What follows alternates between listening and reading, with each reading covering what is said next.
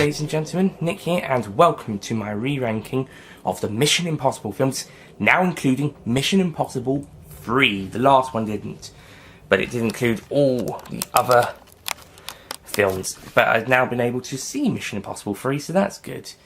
So, let's get started. So the films we'll be ranking are Mission Impossible, Mission Impossible 2, Mission Impossible 3, Mission Impossible Ghost Protocol, Mission Impossible Rogue Nation, and Mission Impossible Fallout. So starting off our list with number 6.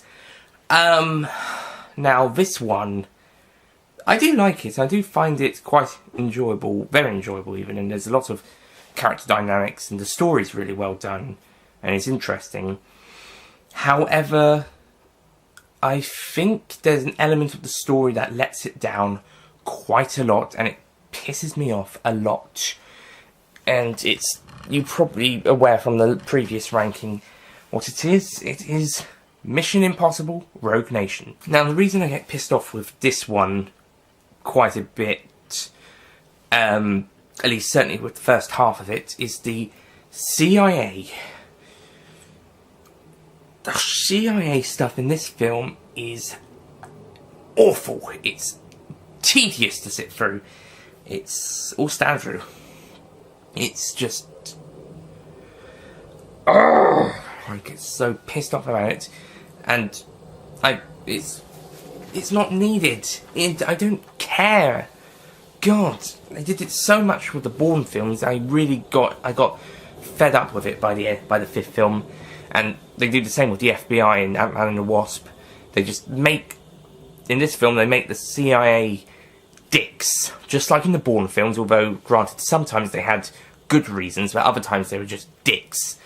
And I think the fourth film actually had a different organisation, but they were related to the CIA, so I don't care. And Ant-Man and the Wasp, the FBI just were dicks, and they didn't really need to be there for most of the film, only for some bits.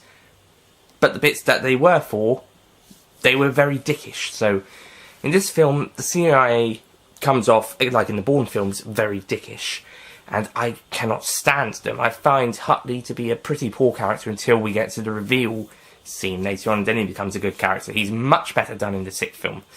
So I can definitely say he becomes a very good character in the sixth film. In the fifth film, he's an okay character who becomes good later on.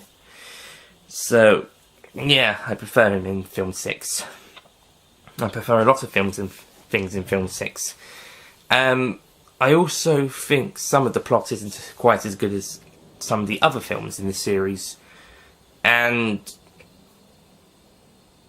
I think it's also a little bit complex, just a little bit. I mean, there's other installments that are quite complex. The first film's a bit complex, but I'm not sure. I just didn't enjoy this one as much as the other films in the series, which is strange because this one is got quite a bit of praise in at the time of its release and since. But in all honesty, I just can't get into this one as much as the other films, and it's mainly due to the CIA subplot, and it's also not quite as interesting as the other films in some places.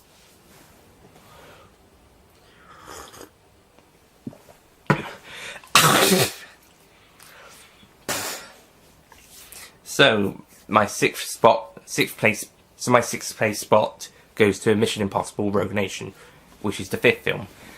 Okay, number 5. Number 5. This is where we actually kind of go in a kind of release order from 5 to 2.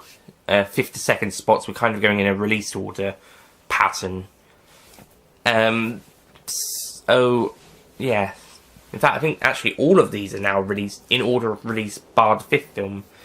So, number 5 is the first film, Mission Impossible. Now, this one, I can see why some people aren't so keen on it. It's a bit complex, it's a bit strange. Some people probably wouldn't be happy about the treatment of its main character, from the TV show, being portrayed as, spoiler alert, as the main villain of the film.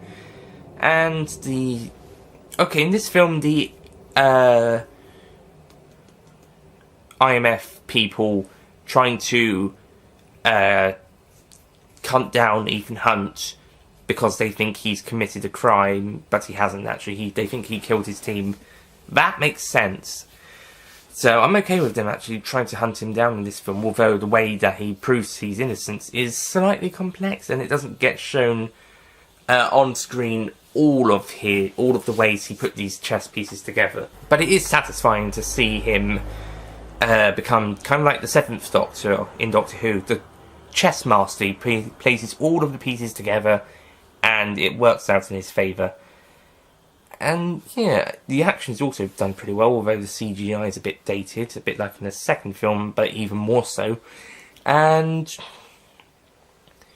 it's it's still an interesting film. It's a bit more spy espionage, this one, whilst 2, as we'll get to in a bit, is a bit more action-packed, and then the other ones are kind of a mix of the two. I mean, granted, they've all got mix of the two, but I think 3 to 6 get the formula down just right. Especially the later films. Yeah, there's not really much more I can talk about. I think the performances are, I think both these films, all of the films even, they had great performances, but yeah, I think, yeah, it does a good job. And I think is this the most gadget-laden one? I'm not sure. It might be one of the more gadget-laden ones. But yeah, it's still an interesting installment, and hey, it kicked off this pretty great franchise. Number 4. When I first saw it, I bloody loved this film. It's just that, apart from the 5th film, all the ones I saw afterwards, I'd already seen the first one by then, but all the other ones I saw afterwards, apart from number 5, obviously, I thought were better executed, or had better stories, or were just all around better. I think 5 probably would have been if it wasn't for that bloody CIA plot. I don't think it'd be second place, but it would definitely be not last. It would be 5th or 4th. But so instead, you get the most underrated film of the series in this spot, which is Mission Impossible 2. I find this absolutely underrated, possibly one of the most underrated films of all time, certainly of the series, and I find Rogue Nation the most overrated. This one, admittedly, it's got a lot of action, and sometimes it doesn't make complete sense on a story basis, not necessarily as a plot, on a story, on a kind of execution-wise, I suppose. Storytelling execution as opposed to an actual story. Now, the first one is more a bit confusing as a story. This one's a bit more confusing story executed. But I do think it is a really good, enjoyable installment. And the stakes are raised pretty high. I mean, it is a bit more violent after all in this one. I mean, the first one's a PG, the second one's a 15, and the rest would be 12. Again, formula seems to be fitting with that rating, as well as the story that they're going with, and how the genres are fitting into that. So I think by the time the 3rd, 4th films came around, they got the groove.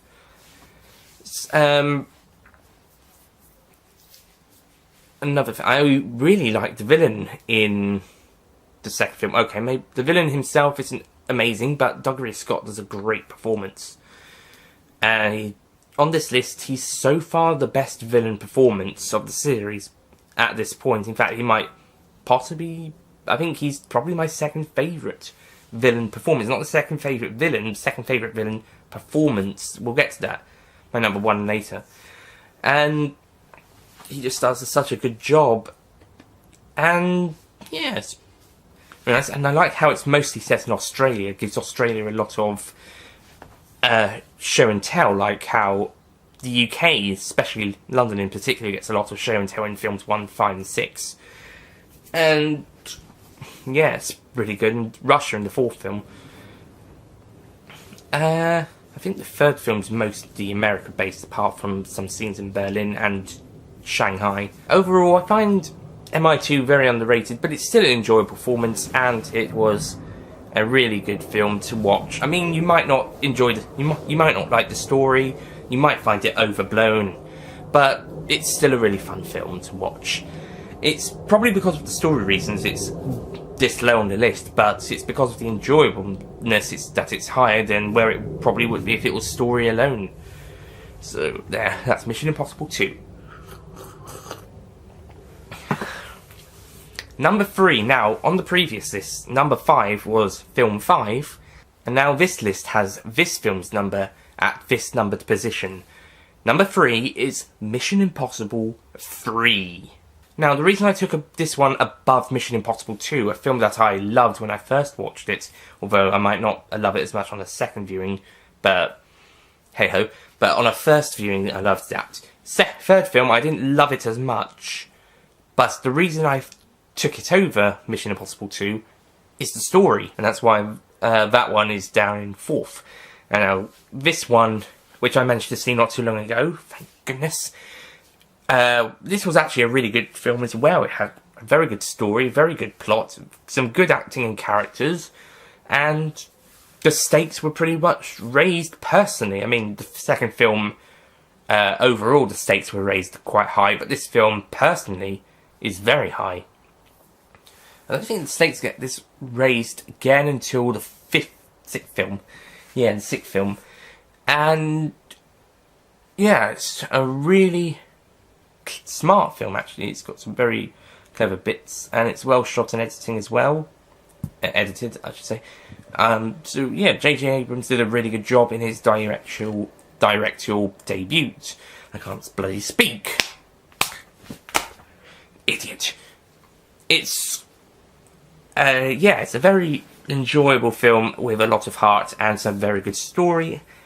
And yeah, it's pretty good. This one's also underrated at a little bit as well, but not as much as number 2. And I think it's deservingly slightly better than number 2, at least on a story-wise. And yeah, good film, really good film. So yeah, number 2. Number 2 is well, 2 and 4 on the ranking are, well, 4th on this ranking is number 2, which, and if you swap those round, second on this ranking is the 4th film, Mission Impossible Ghost Protocol. Now, there are some people who aren't so keen on this one, but I think the majority of people really like it. I think this is the first popular instalment of the series. Certainly one of the more popular of the 3, which are the later 3. Although personally I would take 1, 2 and 3 over 5. But 4 and 6, spoiler better. Yeah, Ghost Protocol has a really great story coming from Brad Bird. Again, like J.J. Abrams, he does a really great job in his first live-action directorial debut, I suppose. Yeah, it's his live-action directorial debut. I can't speak properly. His first live-action film. That's really good. And he does a really great job like Abrams did. And yeah, it's fantastically done. The characters are well written, super well. Stunts are getting better and better as the series goes along. It does get really good in the 5th film and the 6th one as well later on. But this one is a really well-known one because it's on the side of the world's tallest building, at least back in 2011. I think it still is. It's also got a kind of a heart-warming subplot alongside it, and Jeremy Renner is great as the newcomer. And I'm glad Simon Pegg got more to do in this film after a small but impactful role in the previous film. I'm glad he got more than one scene in the 3rd film. He managed to get 2 scenes, and now in the 4th film he's become a main character, which is great, and we'll get to see that in the later 2 films. Yeah, it's really good, and like the plot. Again, I don't mind being going on the run because they've been framed for crimes they didn't commit. In the 3rd film, however, I forgot to mention this, Ethan had to be arrested for some reason. I guess the Lawrence Fishburne's character just thought they were going a bit off the rails a little bit for some reason. God, that was a bit of the only reason that those scenes were included was so that the secretary could give Hunt, could let Hunt know where the villains were holding his wife. But besides that, it was pretty pointless. And I've already mentioned number 5 being pretty stupid, having the CIA on their backs. And number 1, it's probably the most effective in the story-wise prior to this one. I think number 4, it takes the fact that they're on the run as an advantage to their story, as opposed to an obstacle they have to overcome, like in the other films, -2 and quite arguably 6, and most of 3 besides that one's mean. I do find, however, that the villains in this film are probably the weakest in the series, and the actors, bar Léa Seydoux, are probably the weakest actors to portray the villains. I prefer the villains from the other films, and their actors playing them, they're very good. Besides Léa Seydoux, I don't really care about any of the ones in this film. It's just, they're forgettable, to be honest. I can remember Philip Seymour Hoffman's villain being quite intimidating in the 3rd film. Dougray Scott in the 2nd film, he gave a great performance. The 1st film, with his character, the development of his character. Solomon Lane in the 5th film, well, being pretty grounded presence, even more so in the 6th film, with another villain coming with a nice little twist, which was only even better than in the 1st film, and probably became the best villain of the series, with only half a film to actually express their villainy. So yeah, but the 4th film, I just didn't really. I think the main villain's forgettable, and I think any side villains aren't. They're not that forgettable. They're not that memorable. Besides Léa Seydoux. That being said, the main villain does get a pretty satisfying end, where he is dropped onto a car window shield in a big multi-storey car park. That is really good. And yeah, it's an interesting little film, and I actually don't mind the Russians chasing them down and trying being in their way every now and again, providing the fact that it's not very frequent. Well, that's good. They don't pop up frequently, they pop up every now and again to say, by the way, we're still hunting you. I also love the teamwork in this film. I think this is probably the best team before the 6th film.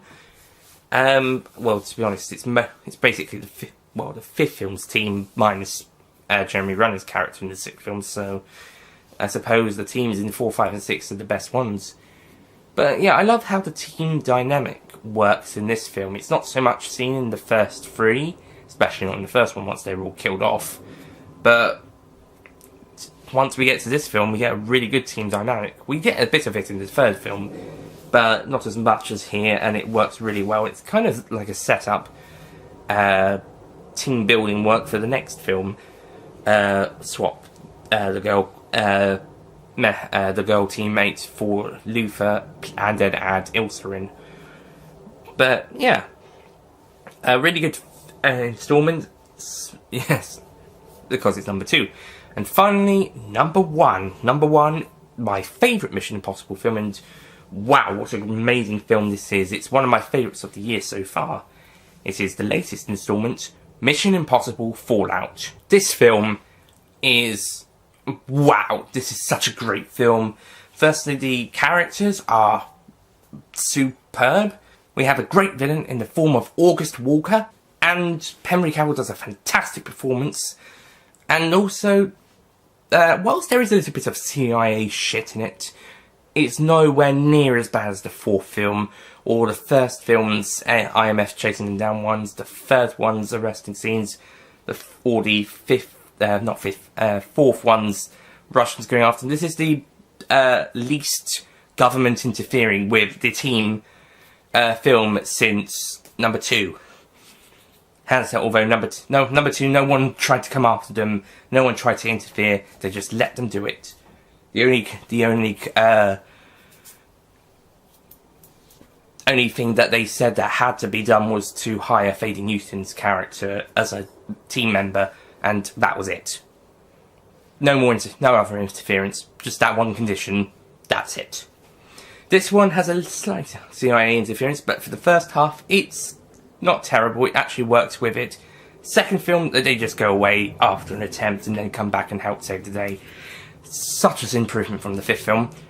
And like I said, 1 and 4's, they work with the plot of those films, particularly with the 4th one, which works to an advantage. 3, it's just for one important bit and then that's it.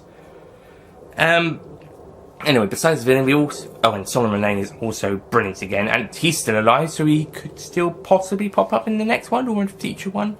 I don't know, he came back in this one. And the other side villains are pretty good, as is the team. It's still really good. It's a shame Jeremy Renner couldn't come back, but Marvel commitments, he wasn't even in Infinity War, so he better have a big presence in the next one. So, and the next Mission Impossible if he can come back. And yeah, and I think this possibly may be the best performances of some of the characters and actors to date. And also, story just works so well with them, and the stunts, again, really good. And there is just a lot to love about this film, and I had probably the best time watching this instalment that I did across the entire series. I mean, I had a great time with all of them, maybe not so much with number 5, but still, it was a fantastic experience, and really loved to see the film, and just such a great film. If this is going to be the last film, then they end on a high. They've ended on a high note, but if the series does continue, then I'm sure we'll get more great installments. I don't know if we'll get to this level of goodness, but then again, who knows? For most people, they've been getting better and better and better every film. You can certainly see on this film, this list, that they've all been getting better as they go along, besides the 5th film, but that's mainly due to some personal issues.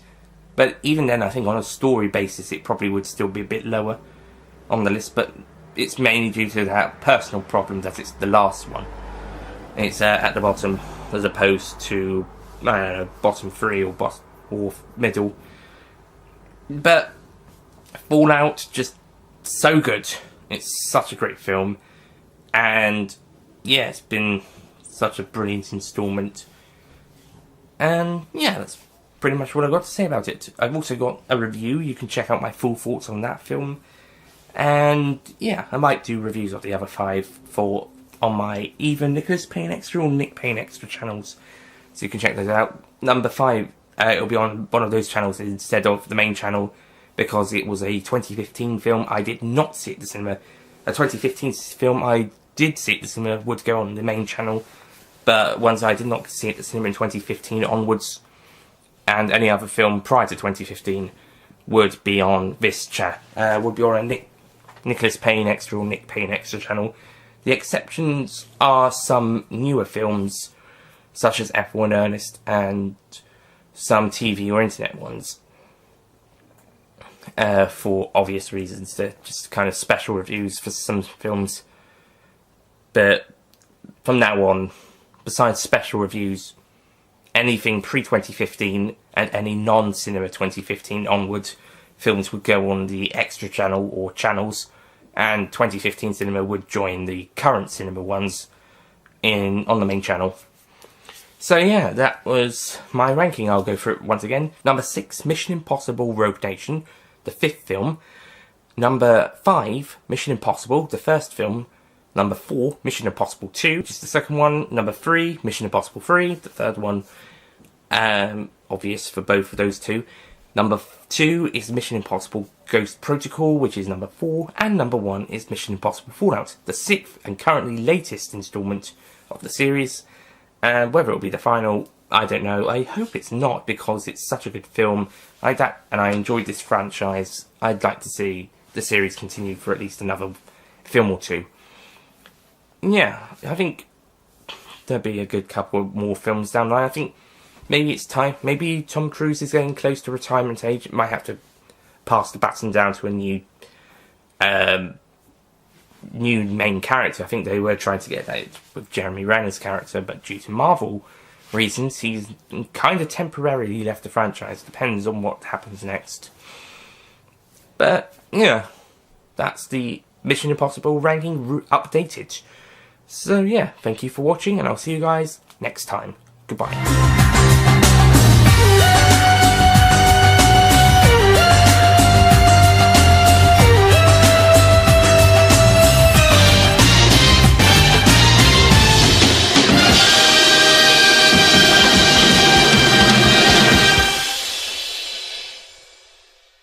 Don't forget to click below to subscribe to the official Nicholas Payne YouTube channel.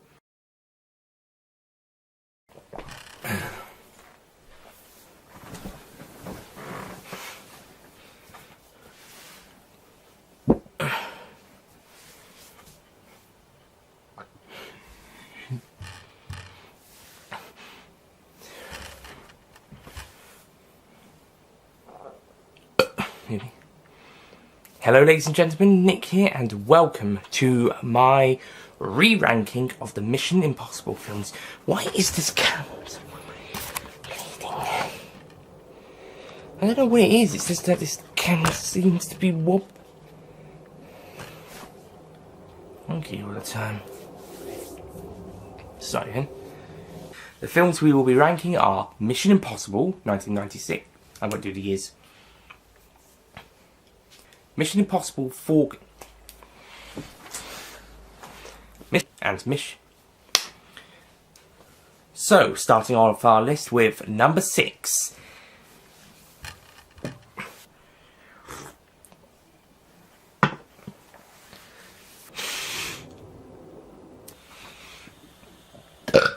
Me. Stop fucking bothering. Number 4.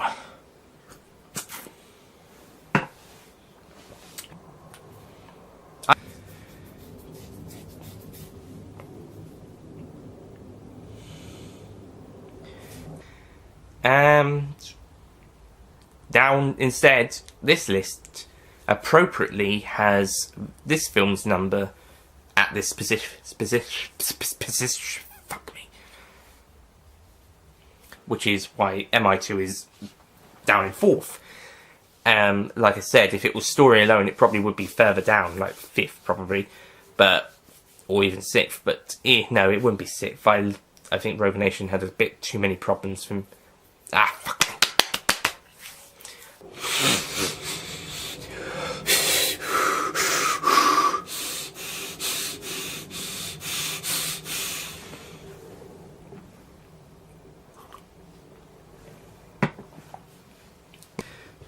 Although personally, I would take 3, 5. Sorry, I would say, and number 1. Well, number 1, so it's probably been the most effective prior to the 4th film. God.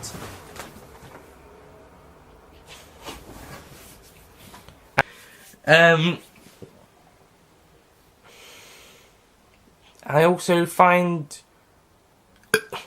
which was even better done than this in the first, which is, it's not very frequent, so they can just pop up every other 20-40 minute. By the way, we're still chasing you down. Let's.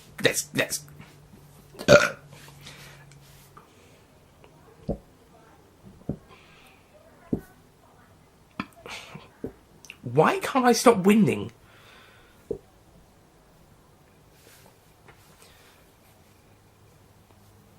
I think what makes this film such a enjoyable ride. Nah, I think that's it.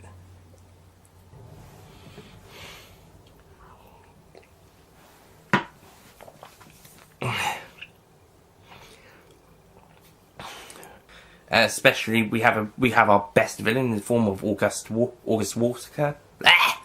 We have our best villain in the form of August Walker.